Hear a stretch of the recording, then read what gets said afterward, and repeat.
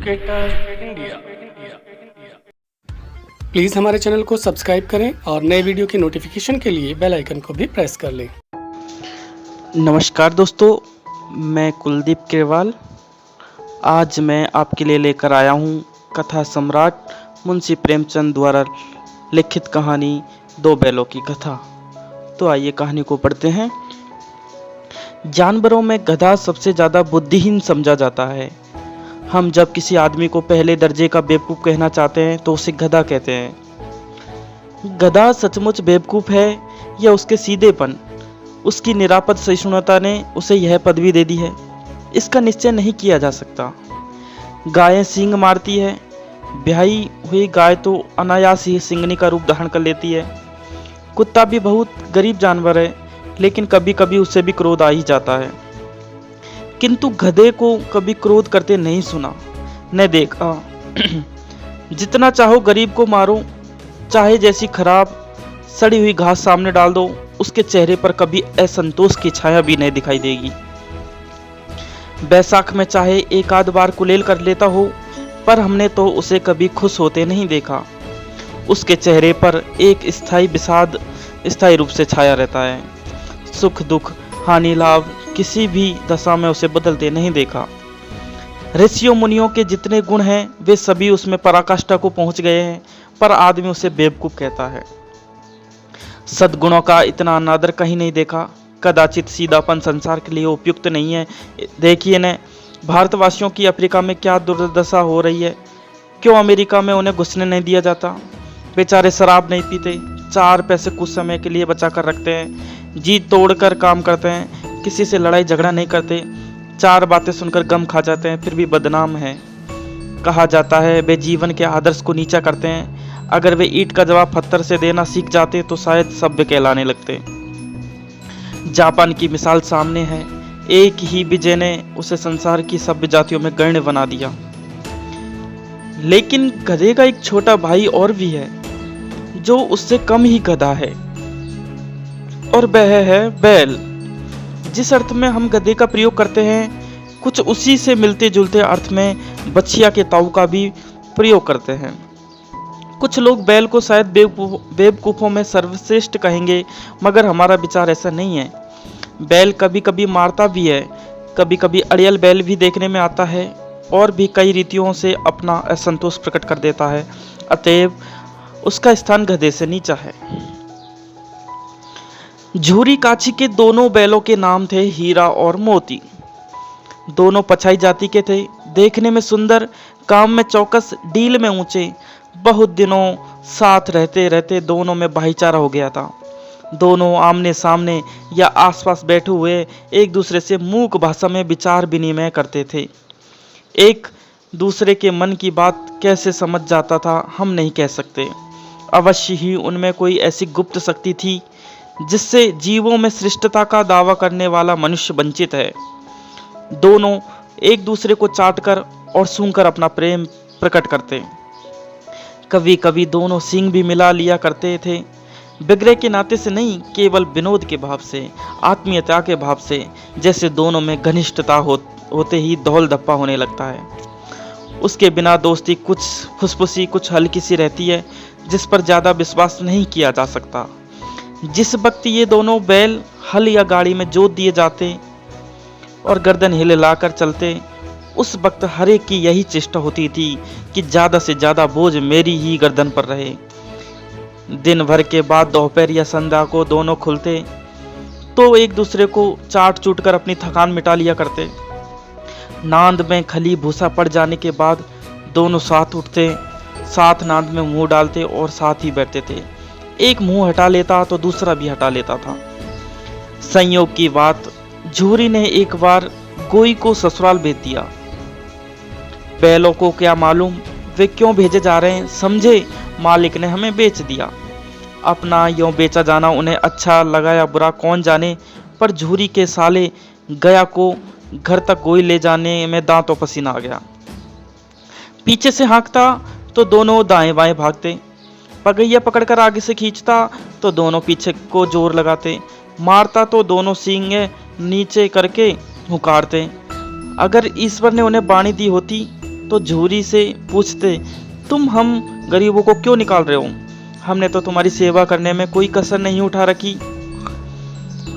अगर इतनी मेहनत से काम न चलता था तो और काम ले लेते।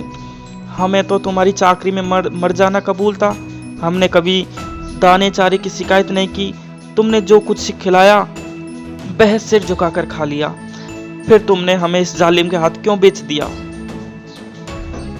संध्या समय दोनों बैल अपने नए स्थान पर पहुंचे। दिन भर के भूखे थे, लेकिन जब नांद में लगाए गए तो एक ने भी उसमें मुंह न डाला। दिल भारी हो रहा था।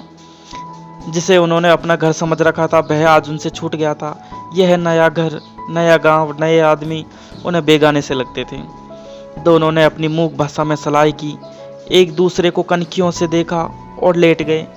जब गांव में सोता पड़ गया तो दोनों ने जोर मारकर पगहे तोड़ा डाले और घर की तरफ चले। पगहे बहुत मजबूत थे। अनुमान न हो सकता था कि कोई बैल उन्हें तोड़ सकेगा, पर इन दोनों में इस समय दूनी शक्ति आ गई थी। एक एक झटके में रस्सियां टूट गई। झूरी प्रातःकाल सोकर उठा तो देखा कि दोनों बैल चरनी पर खड़े हैं। दोनों की गर्दनों में आधा आधा गराव लटक रहा है। घुटने तक पांव कीचड़ से भरे हैं और दोनों की आंखों में विद्रोह में स्नेह झलक रहा है। झूरी बैलों को देखकर स्नेह से गदगद हो गया। दौड़कर उन्हें गले लगा लिया। प्रेमालिंगन और चुंबन का वह दृश्य बड़ा ही मनोहर था। घर और गांव के लड़के जमा हो गए और तालियां बजा बजा कर उनका स्वागत करने लगे। गांव के इतिहास में यह घटना अभूतपूर्व न होने पर महत्वपूर्ण थी। बाल सभा ने निश्चय किया, दोनों पशु वीरों का अभिनंदन पत्र देना चाहिए। कोई अपने घर से रोटियां लाया, कोई गुड़, कोई चोकर, कोई भूसी। एक बालक ने कहा, ऐसे बैल किसी के पास न होंगे। दूसरे ने समर्थन किया, इतनी दूर से दोनों अकेले चले आए। तीसरा बोला, बैल नहीं है वे उस जन्म के आदमी हैं। इसका प्रतिवाद करने का किसी को साहस न हुआ। झूरी की स्त्री ने बैलों को द्वार पर देखा तो जल उठी। बोली, कैसे नमक हराम बैल हैं कि एक दिन वहां काम न किया भाग खड़े हुए। झूरी अपने बैलों पर यह आक्षेप न सुन सका। नमक हराम क्यों है? चारा दाना ने दिया होगा तो क्या करते? स्त्री ने रौब के साथ कहा, बस तुम ही तो बैलों को खिलाना जानते हो, और तो सभी पानी पिला पिला कर रखते हैं। झूरी ने चिढ़ाया, चारा मिलता तो क्यों भागते?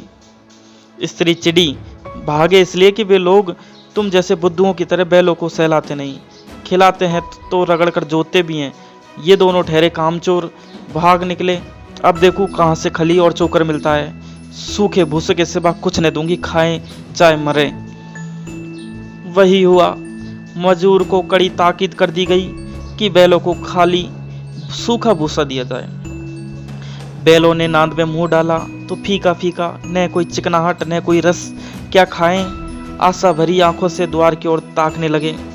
झूरी ने मजूर से कहा, थोड़ी सी खली क्यों नहीं डाल देता वे? मालकिन मुझे मार ही डालेगी। चुरा कर डाला न दादा, पीछे से तुम भी उन्हीं की सी कहोगे। दूसरे दिन झूरी का साला फिर आया और बैलों को ले चला। अब की उसने दोनों को गाड़ी में जोता। 2-4 बार मोती ने गाड़ी को सड़क की खाई में गिराना चाहा, पर हीरा ने संभाल लिया। वह ज्यादा सहनशील था। संध्या समय घर पहुंचकर उसने दोनों को मोटी रस्सियों से बांधा और कल की शरारत का मजा चखाया। फिर वही सूखा भूसा डाल दिया। अपने दोनों बैलों को खली चूनी सब कुछ दी। दोनों बैलों का ऐसा अपमान कभी न हुआ था। झूरी इन्हें फूल की छड़ से भी न छूता था। उसकी टिटकार पर दोनों उड़ने लगते थे। यहाँ मार पड़ी आहत सम्मान की व्यथा तो थी, उस पर मिला सूखा भूसा। नांद की तरफ आंखें तक न उठाई। दूसरे दिन गया ने बैलों को हल में जोता, पर इन दोनों ने जैसे पाँव ने उठाने की कसम खा ली थी। वह मारते मारते थक गया, पर दोनों ने पाँव ने उठाया। एक बार जब उस निर्दयी ने हीरा की नाक पर खूब डंडे जमाए तो मोती का गुस्सा काबू के बाहर हो गया। हल लेकर भागा। हल, रस्सी, जुआ, जोत सब टूट टाट कर बराबर हो गया। गले में बड़ी बड़ी रस्सियां न होती तो दोनों पकड़ाई में न आते। हीरा ने मूक भाषा में कहा, भागना व्यर्थ है। मोती ने उत्तर दिया, तुम्हारी तो इसने जान ही ले ली थी, अब की बड़ी मार पड़ेगी। पढ़ने दो, बैल का जन्म लिया है तो मार से कहाँ तक बचेंगे। गया 2 आदमियों के साथ दौड़ा आ रहा है, दोनों के हाथों में लाठियां हैं। मोती बोला, कहो तो दिखा दूं कुछ मजा, मैं भी लाठी लेकर आ रहा है। हीरा ने समझाया, नहीं भाई, खड़े हो जाओ, मुझे मारेगा तो मैं 1-2 को गिरा दूंगा। नहीं, हमारी जाति का यह धर्म नहीं है। मोती दिल में अटकर रह गया। गया आ पहुंचा और दोनों को पकड़कर ले चला। कुशल हुई कि उसने इस वक्त मारपीट न की, नहीं तो मोती भी पलट पड़ता। उसके तेवर देखकर गया और उसके सहायक समझ गए कि इस वक्त टाल जाना ही मसलहत है। आज दोनों के सामने फिर वही सूखा भूसा लाया गया। दोनों चुपचाप खड़े रहे। घर के लोग भोजन करने लगे। उस वक्त छोटी सी लड़की 2 रोटियां लिए निकली और दोनों के मुंह में देकर चली गई। उस एक रोटी से इनकी भूख तो क्या शांत होगी, पर दोनों के हृदय को मानो भोजन मिल गया। यहाँ भी किसी सज्जन का वास है। लड़की बहरों की थी, उसकी माँ मर चुकी थी। सौतेली माँ उसे मारती रहती थी, इसलिए इन बैलों से उसे एक प्रकार की आत्मीयता हो गई थी। दोनों दिन भर जोते जाते, डंडे खाते, अड़ते, शाम को थान पर बांध दिए जाते और रात को वही बालिका उन्हें 2 रोटियां खिला जाती। प्रेम के इस प्रसाद की यह बरकत थी कि 2-2 गाल सूखा भूसा खाकर भी दोनों दुर्बल न होते थे, मगर दोनों की आंखों में रोम रोम में विद्रोह भरा हुआ था। एक दिन मोती ने मूक भाषा में कहा, अब तो नहीं सहा जाता हीरा, क्या करना चाहते हो? एक आध को सींगों पर उठाकर फेंक दूंगा, लेकिन जानते हो वह प्यारी लड़की जो हमें रोटियां खिलाती है उसी की लड़की है जो इस घर का मालिक है। यह बेचारी अनाथ न हो जाएगी तो मालकिन को न फेंक दूं, वही तो उस लड़की को मारती है। लेकिन और जात पर सींग चलाना मना है, यह भूल जाते हो। तुम तो किसी तरह निकलने ही नहीं देते, बताओ तोड़ाकर भाग चले। हाँ, यह मैं स्वीकार करता हूँ, लेकिन इतनी मोटी रस्सी टूटेगी कैसे? इसका एक उपाय है, पहले रस्सी को थोड़ा सा चबा लो, फिर एक झटके में जाती है। रात को जब बालिका रोटियां खिलाकर चली गई, दोनों रस्सियां चबाने लगे, पर मोटी रस्सी मुंह में न आती थी। बेचारे बार बार जोर लगाकर रह जाते थे। सहसा घर का द्वार खुला और वही लड़की निकली। दोनों सिर झुकाकर उसका हाथ चाटने लगे। दोनों की पूंछें खड़ी हो गई। उसने उनके माथे सहलाए और बोली, खोल देती हूँ, चुपके से भाग जाओ, नहीं तो यहाँ लोग मार डालेंगे। आज घर में सलाह हो रही है कि इनकी नाकों में नाथ डाल दी जाए। उसने गराव खोल दिया, पर दोनों चुपचाप खड़े रहे। मोती ने अपनी भाषा में पूछा, अब चलते क्यों नहीं? हीरा ने कहा, चलें तो, लेकिन कल इस अनाथ पर आफत आएगी, सब इसी पर संदेह करेंगे। सहसा बालिका चिल्लाई, दोनों फूफा वाले बैल भागे जा रहे हैं। ओ दादा दादा, दोनों बैल भागे जा रहे हैं, जल्दी दौड़ो। गया हड़बड़ाकर भीतर से निकला और बैलों को पकड़ने चला। वे दोनों भागे। गया ने पीछा किया और भी तेज हुए। गया ने शोर मचाया, फिर गांव के कुछ आदमियों को भी साथ लेने के लिए लौटा। दोनों मित्रों को भागने का मौका मिल गया, सीधे दौड़ते चले गए। यहाँ तक कि मार्ग का ज्ञान न रहा। जिस परिचित मार्ग से आए थे उसका यहाँ पता नहीं था। नए नए गांव मिलने लगे। तब दोनों एक खेत के किनारे खड़े होकर सोचने लगे, अब क्या करना चाहिए। हीरा ने कहा, मालूम होता है राह भूल गए, तुम भी बेतहासा भागे, वहीं उसे मार गिराना था। उसे मार गिराते तो दुनिया क्या कहती, वह अपना धर्म छोड़ दे, लेकिन हम अपना धर्म क्यों छोड़ें। दोनों भूख से व्याकुल हो रहे थे। खेत में मटर खड़ी थी, चरने लगे। रह रहकर आहट ले लेते थे, कोई आता तो नहीं है। जब पेट भर गया, दोनों ने आज़ादी का अनुभव किया तो मस्त होकर उछलने कूदने लगे। पहले दोनों ने डकार ली, फिर सींग मिलाए और एक दूसरे को ठेलने चल लगे। मोती ने हीरा को कई कदम पीछे हटा दिया, यहाँ तक कि वह खाई में गिर गया। तब उसे भी क्रोध आया, संभल कर उठा और फिर मोती से मिल गया। मोती ने देखा खेल में झगड़ा हुआ चाहता है तो किनारे हट गया। अरे यह क्या, कोई सांड डौंकता चला आ रहा है। हाँ, सांड ही है, वह सामने आ पहुंचा। दोनों मित्र बगले झांक रहे हैं। सांड पूरा हाथी है, उससे भिड़ना जान से हाथ धोना है, लेकिन न भिड़ने पर भी जान बचती नजर नहीं आती। इन्हीं की तरफ आ भी रहा है। कितनी भयंकर सूरत है। मोती ने मूक भाषा में कहा, बुरे फंसे, जान बचेगी, कोई उपाय सोचो। हीरा ने चिंतित स्वर में कहा, अपने घमंड में भूला हुआ है, आरजू बिनती न सुनेगा, भाग क्यों न चले। भागना कायरता है तो फिर यहीं मरो। बंदा तो 9-2-11 होता है, और जो दौड़ आए तो फिर कोई उपाय सोचो जल्द। उपाय यही है कि उस पर दोनों जने एक साथ चोट करें। मैं आगे से रगेदता हूँ, तुम पीछे से रगेदो। दोहरी मार पड़ेगी तो भाग खड़ा होगा। मेरी ओर झपटे, तुम बगल से उसके पेट में सींग उछेड़ देना। जान जोखिम है पर दूसरा उपाय नहीं है। दोनों मित्र जान हथेलियों पर लेकर लपके। सांड को भी संगठित शत्रुओं से लड़ने का तजर्बा न था। वह तो एक शत्रु से मल्लयुद्ध करने का आदी था। जो ही हीरा पर झपटा, मोती ने पीछे से दौड़ाया। सांड उसकी तरफ मुड़ा तो हीरा ने रगेदा। सांड चाहता था कि एक एक करके दोनों को गिरा ले, पर ये दोनों भी उस्ताद थे, उसे भी वह अवसर न देते थे। एक बार सांड झल्लाकर हीरा का अंत कर देने के लिए चला कि मोती ने बगल से आकर पेट में सींग भोंक दिया। सांड क्रोध में आकर पीछे फिरा तो हीरा ने दूसरे पहलू में सींग चुभो दिया।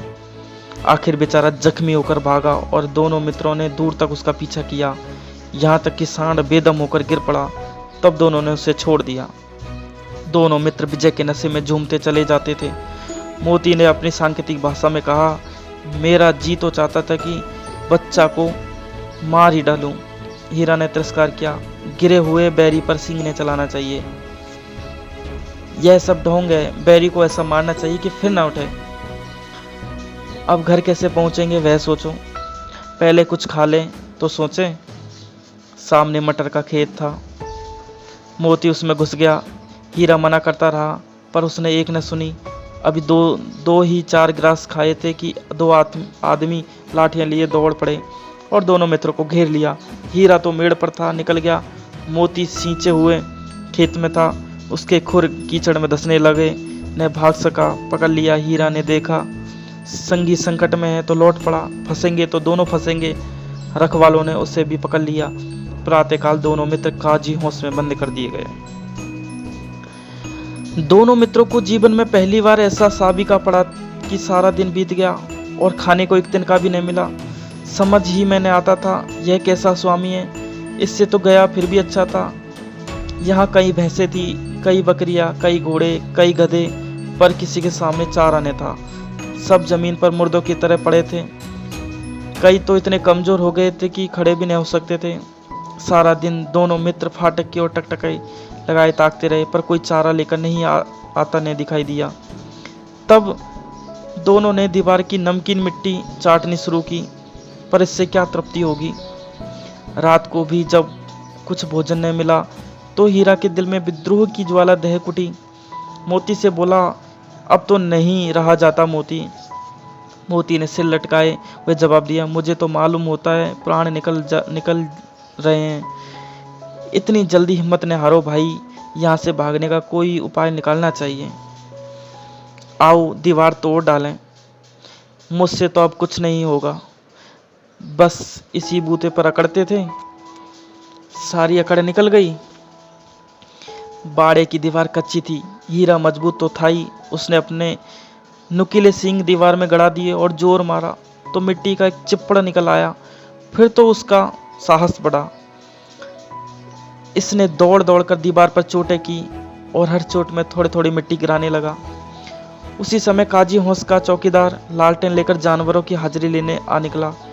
हीरा का उज्जड़पन देखकर उसने कई डंडे रसीद किए और मोटी सी रस्सी से बांध दिया। मोती ने पड़े पड़े कहा, आखिर मार खाई क्या मिला। अपने बूते भर जोर तो मार दिया। ऐसा जोर मारना किस काम का कि और बंधन में पड़ गए। जोर तो मारता ही जाऊंगा, चाहे कितने ही बंधन पड़ते जाएं। जान से हाथ धोना पड़ेगा, कुछ परवाह नहीं। यों भी तो मरना ही है। सोचो, दीवार खुद जाती तो कितनी ही जानें बच जाती। इतने भाई यहाँ बंद है, किसी की देह में जान नहीं है। 2-4 दिन और यही हाल रहा तो सब मर जाएंगे। हाँ यह बात तो है। अच्छा तो लो, फिर मैं भी जोर लगाता हूँ। मोती ने भी दीवार में उसी जगह सींग मारा। थोड़ी सी मिट्टी गिरी, फिर हिम्मत बढ़ी, फिर तो वह दीवार में सींग लगाकर इस तरह जोर करने लगा मानो किसी प्रतिद्वंदी से लड़ रहा है। आखिर कोई 2 घंटे की जोर आजमाई के बाद दीवार ऊपर से लगभग 1 हाथ गिर गई। उसने दूनी शक्ति से दूसरा धक्का मारा तो आधी दीवार गिर पड़ी। दीवार का गिरना था कि अधमरे से पड़े हुए सभी जानवर चेत उठे। तीनों घोड़ियां सरपट भाग निकली, फिर बकरियां निकली, इसके बाद भैंसें भी खिसक गई, पर गधे अभी तक ज्यों के त्यों खड़े थे। हीरा ने पूछा, तुम दोनों क्यों नहीं भाग जाते? एक गधे ने कहा, जो कहीं फिर पकड़े लिए जाए तो क्या हरज है, अभी तो भागने का अवसर है। हमें तो डर लगता है, हम यहीं पड़े रहेंगे। आधी रात से ऊपर जा चुकी थी। दोनों गधे अभी तक खड़े सोच रहे थे कि भागे या ना भागे, और मोती अपने मित्र की रस्सी तोड़ने में लगा हुआ था। जब वह हार गया तो हीरा ने कहा, तुम जाओ, मुझे यहीं पड़े रहना दो, शायद कहीं भेंट हो जाए। मोती ने आंखों में आंसू लाकर कहा, तुम मुझे इतना स्वार्थी समझते हो हीरा? हम और तुम इतने दिनों एक साथ रहे, आज तुम विपत्ति में पड़ गए तो मैं तुम्हें छोड़कर अलग हो जाऊं? हीरा ने कहा, बहुत मार पड़ेगी, लोग समझ जाएंगे यह तुम्हारी शरारत है। मोती गर्व से बोला, जिस अपराध के लिए तुम्हारे गले में बंधन पड़ा, उसके लिए अगर मुझे मार पड़े तो क्या चिंता। इतना तो हो ही गया है कि 9-10 प्राणियों की जान बच गई, वे सब तो आशीर्वाद देंगे। यह कहते हुए मोती ने दोनों गधों को सींगों से मार मार कर बाड़े से बाहर निकाला और तब अपने बंधु के पास आकर सो रहा। भोर होते ही मुंशी और चौकीदार तथा अन्य कर्मचारियों में कैसी खलबली मची, इसके लिए लिखने की जरूरत नहीं। बस इतना ही काफ़ी है कि मोती की खूब मरम्मत हुई और उसे भी मोटी रस्सी से बांध दिया गया। 1 सप्ताह तक दोनों मित्र वहां बंधे पड़े रहे। किसी ने चारे का एक तृण भी न डाला। हाँ, एक बार पानी दिखा दिया जाता था, यही उनका आधार था। दोनों इतने दुर्बल हो गए थे कि उठा तक नहीं जाता था। ठठरियां निकल आई थी। एक दिन बाड़े के सामने डुग्गी बजने लगी और दोपहर होते होते वहां 50-60 आदमी जमा हो गए। तब दोनों मित्र निकाले गए और उनकी देखभाल होने लगी। लोग आकर उनकी सूरत देखते और मन फीका करके चले जाते। ऐसे मृतक बैलों का कौन खरीदार होता। सहसा एक डडियल आदमी जिसकी आंखें लाल थी और मुद्रा अत्यंत कठोर आया और दोनों मित्रों के कूलों में उंगली गोदकर मुंशी जी से बातें करने लगा। उसका चेहरा देखकर अंतर्ज्ञान से दोनों मित्रों के दिल कांप उठे। वह कौन है और उन्हें क्यों टटोल रहा है, इस विषय में उन्हें कोई संदेह न हुआ। दोनों ने एक दूसरे को भीत नेत्रों से देखा और सिर झुका लिया। हीरा ने कहा, गया के घर से नाहक भागे, अब जान न बचेगी। मोती ने अश्रद्धा के भाव से उत्तर दिया, कहते हैं भगवान सबके ऊपर दया करते हैं, उन्हें हमारे ऊपर क्यों दया नहीं आती। भगवान के लिए हमारा मरना जीना दोनों बराबर है। चलो अच्छा ही है, कुछ दिन उसके पास तो रहेंगे। एक बार भगवान ने उस लड़की के रूप में हमें बचाया था, क्या अब ने बचाएंगे? यह आदमी छुरी चलाएगा, देख लेना। तो क्या चिंता है, मांस खाल सींग हड्डी सब किसी न किसी काम आ जाएंगे। नीलाम हो जाने के बाद दोनों मित्र उस डडेल के साथ चले। दोनों की बोटी बोटी कांप रही थी, बेचारे पांव तक न उठा सकते थे, पर भय के मारे गिरते पड़ते भाग जाते थे, क्योंकि वह जरा भी चाल धीमी हो जाने पर जोर से डंडा जमा देता था। राह में गाय बैलों का एक रेवड़ हरे हरे हार में चढ़ता नजर आया। सभी जानवर प्रसन्न थे, चिकने चपल, कोई उछलता था, कोई आनंद से बैठा पागुर करता था। कितना सुखी जीवन था इनका, पर कितने स्वार्थी हैं सब। किसी को चिंता नहीं है कि उनके 2 भाई वधिक के हाथ पड़े कैसे दुखी हैं। सहसा दोनों को मालूम हुआ कि यह परिचित रहा है। हाँ, इसी रास्ते से गया उन्हें ले गया था। वही खेत, वही बाग, वही गांव मिलने लगे। प्रतिक्षण उनकी चाल तेज होने लगी। सारी थकान और सारी दुर्बलता गायब हो गई। आहा, यह लो, अपना ही हार आ गया। इसी कुएं पर हम पुर चलाने आया करते थे, यही कुआं है।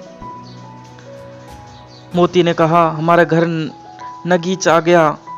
हीरा बोला, भगवान की दया है, मैं तो अब घर भागता हूँ। यह जाने देगा, इसे मैं मार गिराता हूँ। नहीं नहीं, दौड़कर थान पर चलो। वहाँ से हम आगे न जाएंगे। दोनों उन्मत्त होकर बछड़ों की भांति कुलेले करते हुए घर की ओर दौड़े। वह हमारा थान है। दोनों दौड़कर अपने थान पर आए और खड़े हो गए। डडियल भी पीछे दौड़ा चला आता था। झूरी द्वार पर बैठा धूप खा रहा था। बैलों को देखते ही दौड़ा और उन्हें बारी बारी से गले लगाने लगा। मित्रों की आंखों से आनंद के आंसू बहने लगे। एक झूरी का हाथ चाट रहा था। डडियल ने जाकर बैलों की रस्सियां पकड़ ली। झूरी ने कहा, बैल मेरे हैं। तुम्हारे बैल कैसे? मैं मवेशी खाने से नीलाम लिए आता हूँ।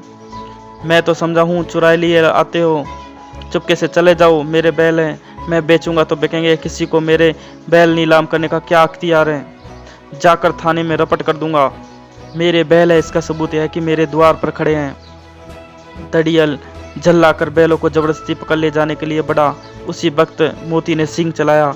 डडियल पीछे हटा। मोती ने पीछा किया। डडियल भागा। मोती पीछे दौड़ा। गांव के बाहर निकल जाने पर वह रुका, पर खड़ा डडियल का रास्ता देख रहा था। डडियल दूर खड़ा धमकियां दे रहा था, गालियां निकाल रहा था, पत्थर फेंक रहा था और मोती विजयी सूर की भांति उसका रास्ता रोके खड़ा था। गांव के लोग यह तमाशा देखते थे और हंसते थे। जब डडियल हारकर चला गया तो मोती अकड़ता हुआ लौटा। हीरा ने कहा, मैं डर रहा था कि कहीं तुम गुस्से में आकर मारने बैठो। अगर वह मुझे पकड़ता तो मैं बेमारे न छोड़ता।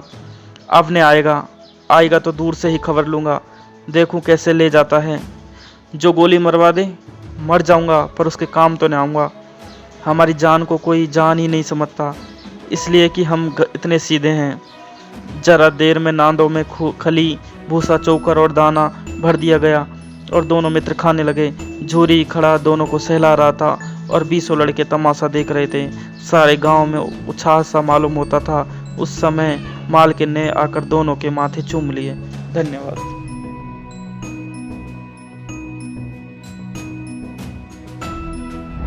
एजुकेटर